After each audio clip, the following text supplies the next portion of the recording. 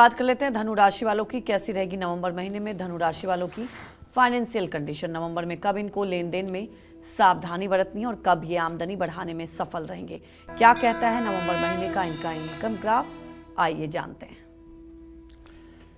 देखिए, धनु राशि के जातकों को बताना चाहूँगा कि आपके शुक्र और शनि का मूल्यांकन करके आपके जीवन के आर्थिक पहलुओं को देखा जा सकता है।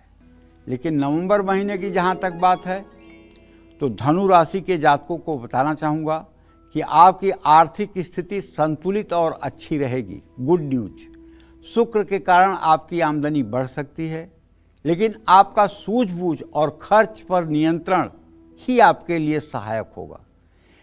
23 नवंबर के बाद आपकी आर्थिक स्थिति में पक्का सुधार होगा।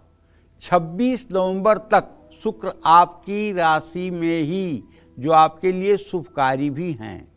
आमदनी के नए स्रोत बनेंगे और पुराने निवेश से भी लाभ मिलेगा।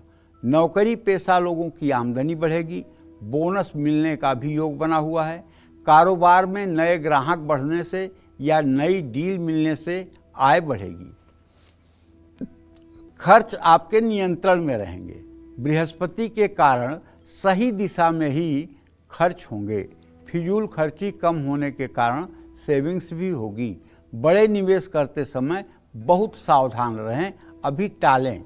इस महीने जोखिम भरे निवेश से बचें। 23 नवंबर के बाद निवेश या नए आर्थिक फैसले लेना शुभ होगा।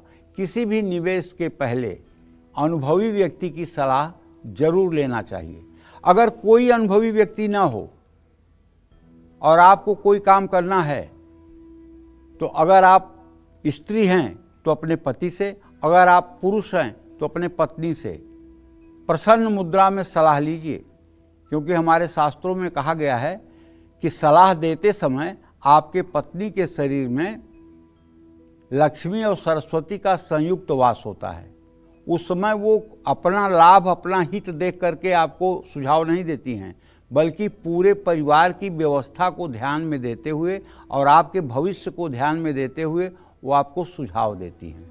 इसी तरह से यदि आप महिला हैं और आप अपने पति से कोई प्लानिंग पूछ रही हैं तो उस समय वो व्यक्तिगत अपने लाभ की चिंता करके आपको कोई सलाह नहीं देंगे, बल्कि परिवार के सामूहिक सुरक्षा को ध्यान में रखते हुए आपको सलाह देंगे। और सलाह लेने में कोई बुराई नहीं, सलाह मानने में भी कोई बुराई नहीं। शेयर बाजार, म्यूचुअल फंड या ट्रेडिंग में धैर्य रखते हुए निवेश करें। नवंबर महीने में धनु राशि वाले कर्ज लेने से बचें बचें बचें। बहुत ज़रूरी हो तो योजना बना करके बैंक से लोन लें। प्राइवेट कर्ज तो बिल्कुल ना लें। उधार देने से भी बचें, आपका पैसा फंसने की भी संभावना है। कारोबार का मुनाफा बढ़ाने के लिए सावधानी से निवेश करें। मुनाफे के लिए नई साझेदारी भी संभल कर करें। नवंबर महीने में अनावश्यक चीज़ों पर खर्च न करें। नए आर्थिक अवसरों पर ध्यान दें। आमदनी के स्रोत बढ़ने की उम्मीद हो सकती है। ये सब ऐसी बातें हैं जिसे अगर आप समझ करके उपाय करेंगे तो लाभ मिलेगा। और आपको दुर्गा सप्तशती के नित्य कवच का सुबह शाम पाठ करना चाहिए। इससे आपकी सारी मनोकामना पूरी होगी। जय मां विंध्यवासिनी।